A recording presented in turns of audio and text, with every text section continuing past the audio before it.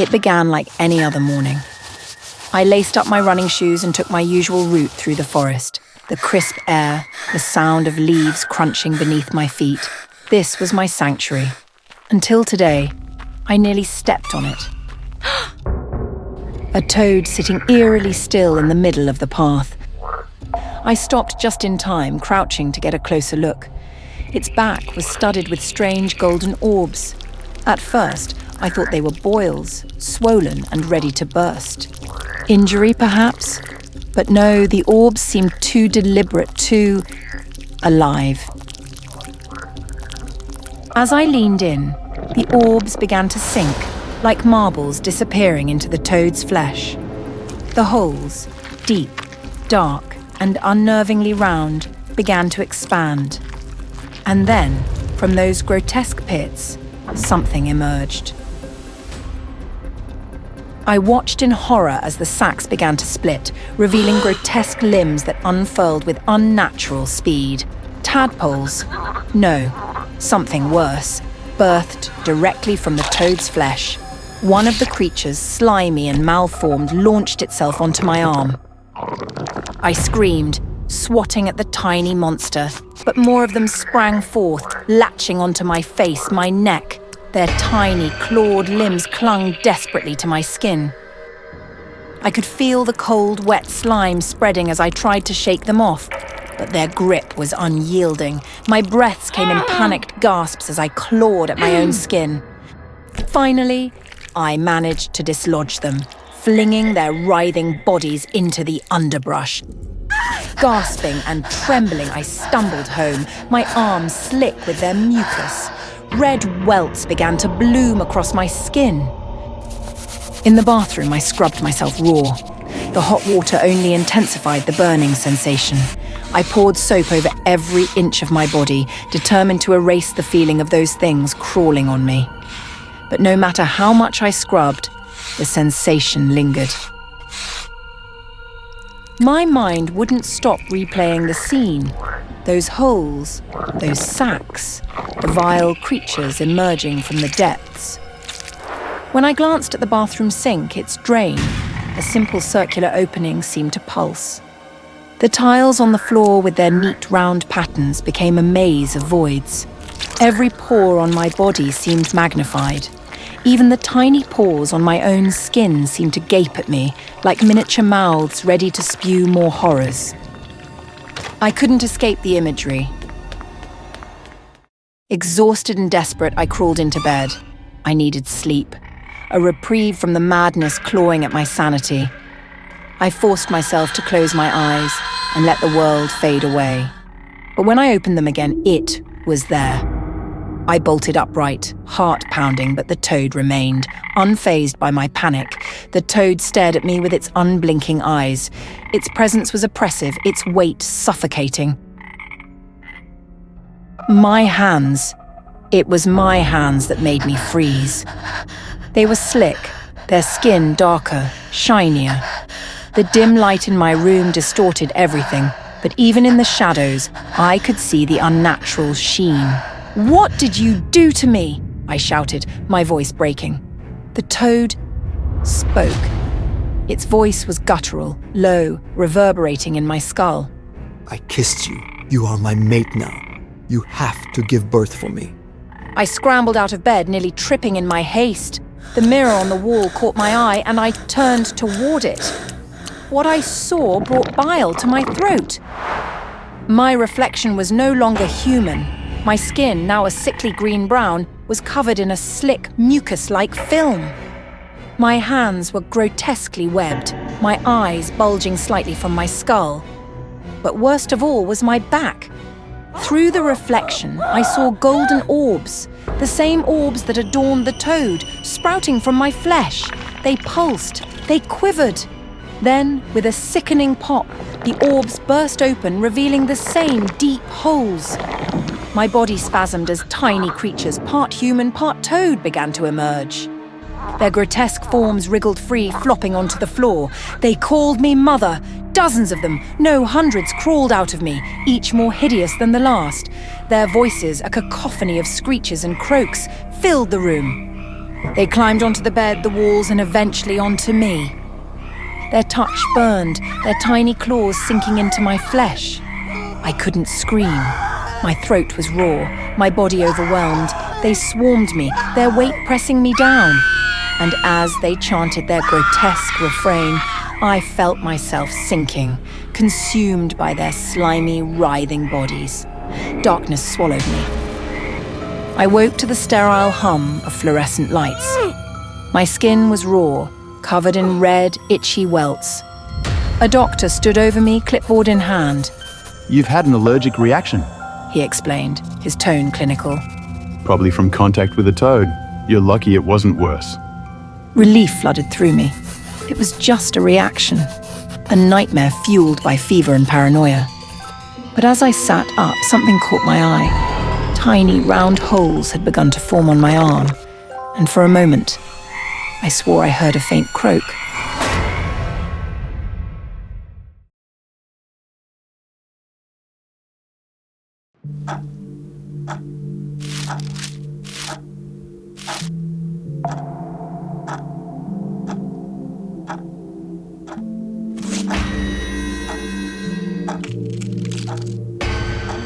With over 5 years of experience working at this print shop, this is the first time I've encountered such an issue, and it makes me feel extremely uncomfortable.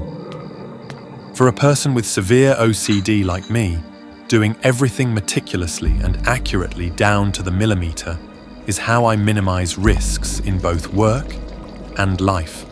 A stray thread, an extra scrap of paper, or an uneven edge always catches my attention and leaves me feeling deeply unsettled. The torn piece of skin on my hand right now is no exception. I feel compelled to clean it up and make it look neat and tidy. Looking at the perfectly treated wound on my hand, I can finally rest easy and fall asleep.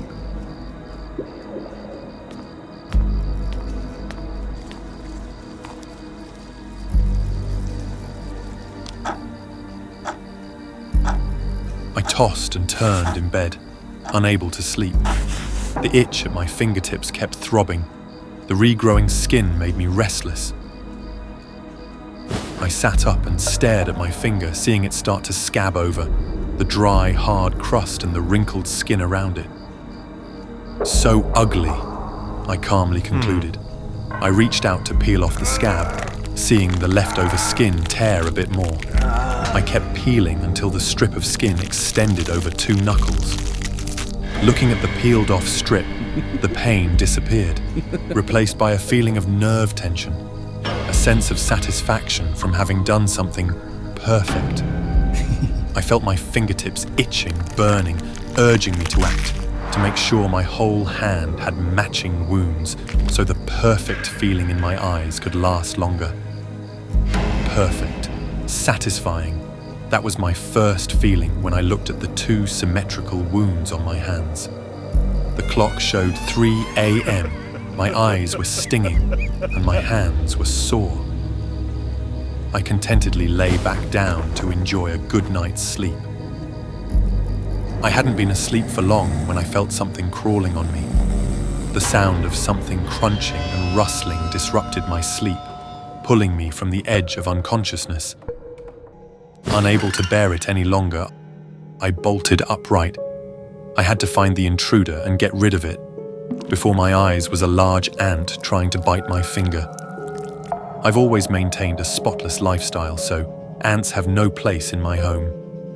Furious, I crushed the ant, but the rustling sound persisted. I turned to my bedside table, and what I saw was revolting. A swarm of ants was feasting on the discarded bits of skin I had trimmed earlier. The sight sent chills down my spine. Grabbing a can of insect spray, I went on the offensive. The ants were swiftly defeated, and the maddening rustling finally stopped. Utterly exhausted, I decided to ignore my brain's protests and the chaotic mess on my bedside table. I told myself I'd clean it up in the morning. For now, my body desperately needed rest. But sleep wouldn't come. My whole body felt itchy. Maybe it was the venom from the large ant. Or maybe it was just my OCD brain rebelling against my laziness. For the third time that night, I woke up. A fiery rage surged through me, and I swore to annihilate anything that dared disrupt my sleep. Then, I found it. A cursed ant was trying to eat me alive. It had burrowed its entire body into the wound on my left hand, leaving only its tail sticking out. I frantically tried to pull it out with my fingers, but the ant succeeded in wriggling entirely into my finger. An unbearable, agonizing sensation overwhelmed me. I could feel every tiny movement of the ant inside my body, its path causing the skin above it to bulge grotesquely. The horror drove me to my limit.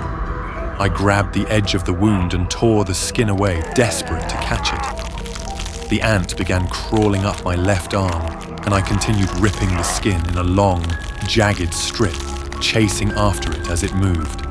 I focused all my energy on the battle with the ant. It was tunneling under my skin while I tore the flesh above it, creating a path to finally catch it. The chase felt endless, and the strip of skin I peeled away grew longer and longer.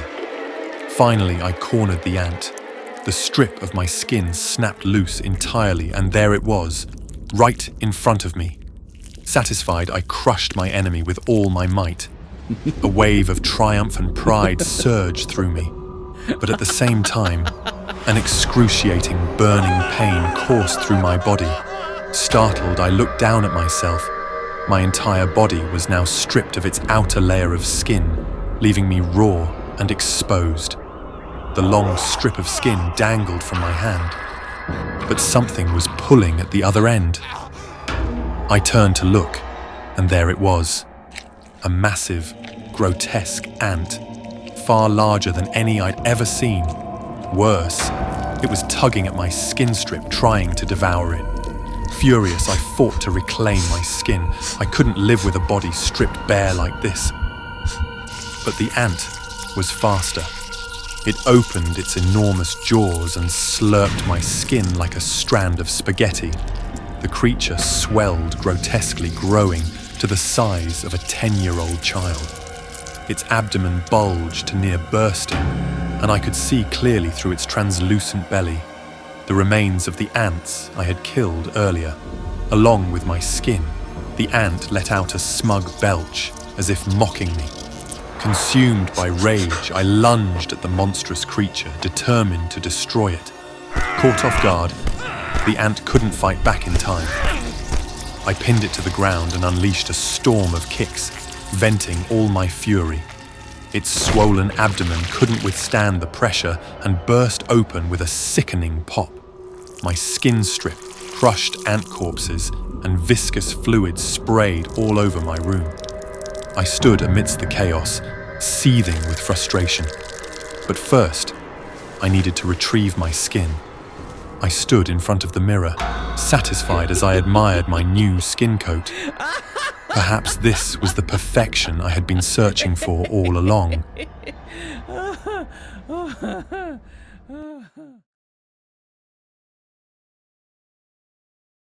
Hey, my lovelies.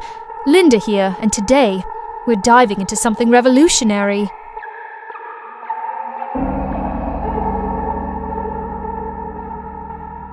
Dermaglow Extreme Peel promises a whole new you, overnight.